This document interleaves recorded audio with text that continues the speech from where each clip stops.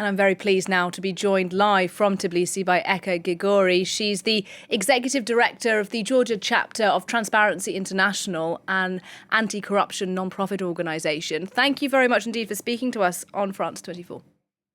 Thank you for having me.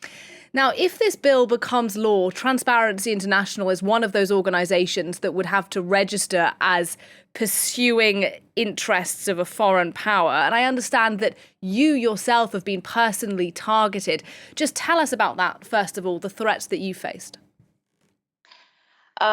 Yes, so there were a number of threats, including the verbal attacks from the oligarch Ivanishvili, who is the founder of the ruling party and made the fortune in Russia years ago, and also the leadership of the Georgian Dream, the ruling party. So, and of course, they spread the disinformation about us, that we are lying, that we are biased, that all the corruption, the reports about the corruption in the government are not true. And one of the latest statements from the leadership of Georgian Dream was that TI and I myself will disappear after the law will be adopted and will be replaced by others.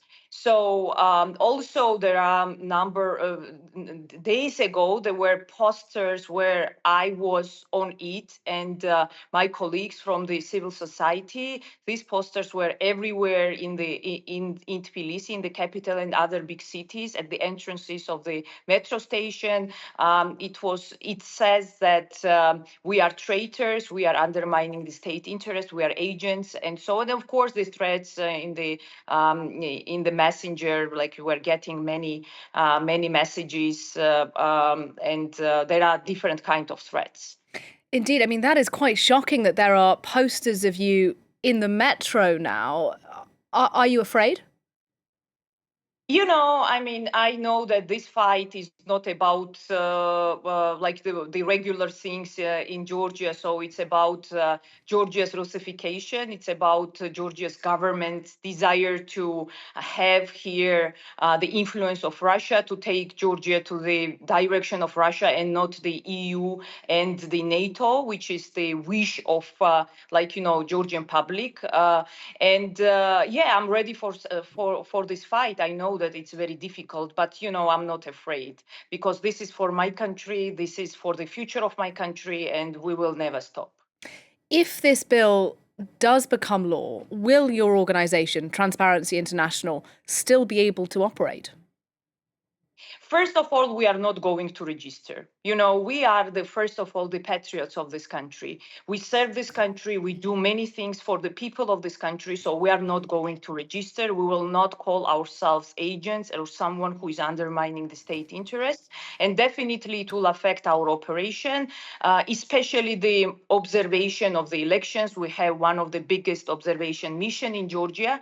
So, and you know that we have elections in October. So we will not be able to observe the elections, and my colleagues as well from other civil society groups. So it means that there will be no observers, the local observers of the elections in October. And personally for you, you intend to stay in Georgia if this does become law? Yes, of course. I will never leave my country, and I will never let anyone to take my country to the direction of Russia. We were under the occupation for 200 years. There were always people who are fighting for the freedom, for democracy, for the European future of our country. So, and I'm not going to leave. I will fight until the end. And I understand. And I will win the fight. I appreciate your dynamism and your conviction. I understand that Transparency International has been involved in organising some of these protests that we've seen fill the streets of Tbilisi over the past couple of nights. Tell us about them. Did you witness police brutality, for example? Yes, so we are together with many other groups involved in organizing these protests. So these are not only the NGOs, the civil society organizations, but also the civic activists.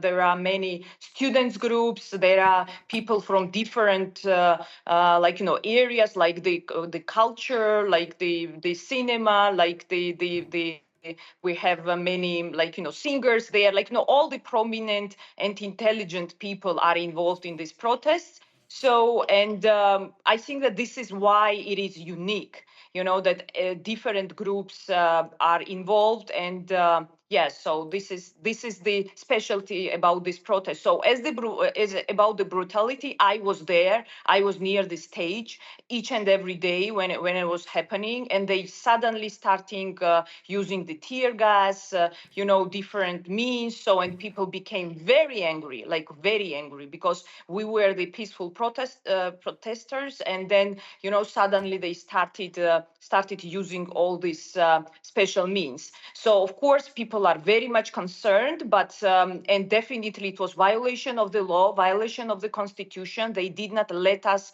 express our will and our opinion. But I should say that people is still motivated. We have huge demonstrations, and I would say that the yesterday's demonstration was one of the biggest one from the moment Georgia got the independence. So many people are there. People are very motivated, and they are going to continue this protest. We're really running out of time, but I want to ask you one final question. So if you could keep your answer brief, that'd be great. EU officials have condemned the violence in Georgia, but is the European Union doing enough to help you? I think that it's important for them to look and to consider the other measures as well, because and these measures should not go against the interests of the people, but definitely this measure should target those in Georgia who are working against the will of the people and who create obstacles for Georgia to become the EU member.